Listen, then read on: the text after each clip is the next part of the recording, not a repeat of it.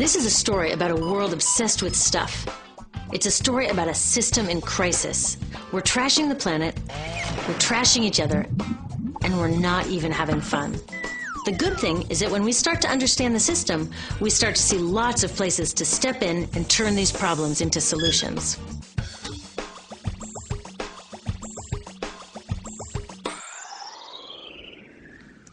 Can I tell you, I love my Pantene Pro V. Of the dozen or so personal care products that I use every day, it's the one I can't live without. It says it gives my dull hair the ultimate cool shine. How does it do that? I was wondering that while I was lathering it in my hair one day, so I read the ingredients right here. Sodium lauryl sulfate, tetrasodium EDTA, methyl isothiazolinone. What is this stuff? I took this list to some scientists who know how to read it. Turns out my Pantene contains a chemical linked to cancer. And lots of other products in my bathroom, from sunscreen to lipstick and even baby shampoo, also contain chemicals linked to cancer or other problems like learning disabilities, asthma, and even damaged sperm. Like most parents, I try to keep my family safe. But now I find out my bathroom is a minefield of toxins? What are we supposed to do? To find out the answers, we have to go back to one of the key features of our materials economy: toxics in, toxics out. If, at the factory, you pour toxic chemicals into a product, like baby shampoo, you're going to wind up with toxic baby shampoo, and toxics in workers, communities, and, babies. So let's take a closer look at this toxic outrage where it seeps into our lives every day, in the bathroom. The average woman in the U.S. uses about 12 personal care products daily. The average man about 6. Each product containing a dozen or more chemicals.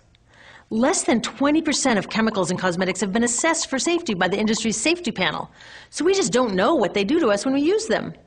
Would you fly on an airline that only inspects 20% of its planes? Of course, not all of these chemicals are dangerous, but we know that many are. Some are carcinogens. That means that they can cause cancer.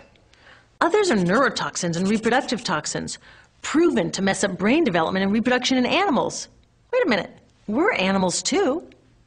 It's like a giant experiment. We're using all these mystery chemicals and just waiting to see what happens.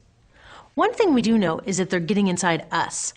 I had my body's toxicity levels tested, and I'm loaded with things like mercury, flame retardants, triclosan, and lead. We all are. Even babies are being born pre-polluted. Now, I know we can't live in a lead-free world, but do we have to put lead in our lipstick? I don't know. Maybe it's my fault. Maybe I just bought the wrong thing. At the store, the choices seem endless. I can get lipstick in 49 shades, or shampoo for hair that's too dry, oily, fine, limp, or frizzy. But what about the choices that really matter? Like the choice to buy products that are safe? It turns out the important decisions don't happen when I choose to take a product off the shelf. They happen when companies and governments decide what products should go on the shelves. So who are these companies? This is Procter & Gamble. They're the ones offering me Herbal Essences, the #2 shampoo in the country. It contains toxic petrochemicals made from oil. Since when is oil an herb? On cosmetics labels, words like herbal, natural, even organic have no legal definition. That means that anybody can put anything in a bottle and call it natural, and they do. I mean, can you imagine a top seller called Petro Essences? Gross. What's even nastier are hair relaxers marketed to 5-year-olds and skin whitening creams. These are super toxic, both in their ingredients and in the message they send about what beauty is. Oh, here's Estee Lauder offering me a chance to help find a cure for breast cancer. That's nice. But wait, they're also using chemicals linked to cancer. Don't you think the best way for Estee Lauder to fight cancer is to stop using those chemicals in the first place? So really, I get to choose between meaningless claims on a bottle. But these guys get the real choice about what goes into those bottles. And that happens back here, at the factories where they're formulated. Why do the makers of these products use all these toxics? Are they trying to poison us? No, they're just working from a 1950s mindset when people were totally swept up in better living through chemistry. In all that excitement, they forgot to worry about human health impacts. That was years ago, and they are still using these same old toxic chemicals. Today, big cosmetics companies say the doses of poison in their products are small enough to be harmless. Yeah, maybe if you use them once a year. I guess they never get out and see that their products are being used and combined with other products every day. A little toxic dose under your arms, a little more on your hair, on your lips. And workers in nail and hair salons get dosed all day long. So the industry is used to doing things this way. And they can. Because even now that scientists have linked the chemicals they're using to all sorts of problems, there are no laws to get rid of them.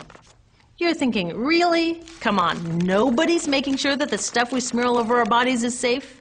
Nope. The FDA doesn't even assess the safety of personal care products or their ingredients.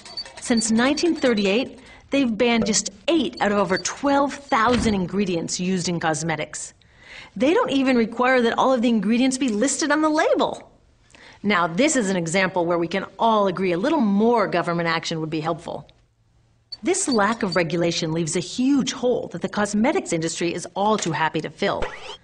They set up their own committee to self-police their products, and compliance with their recommendations is voluntary.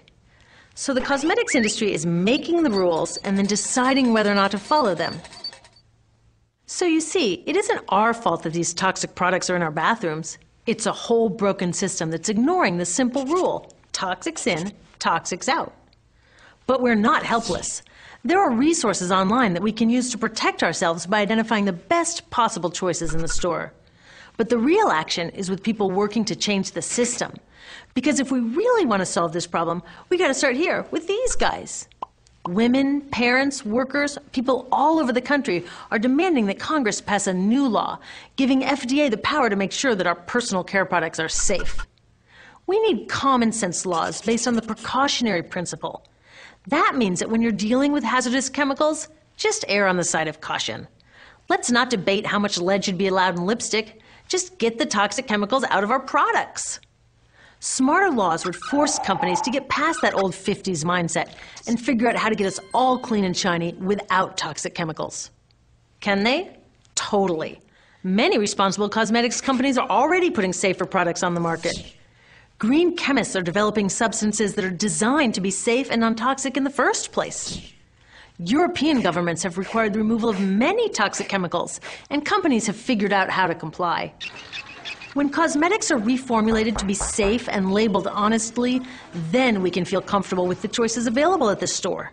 We can choose bouncy hair or full hair, shiny lipstick or matte. We can even choose to feel beautiful without using 20 products. But we'll know that whatever we choose, the most important choice, the choice to be safe and healthy, has already been made.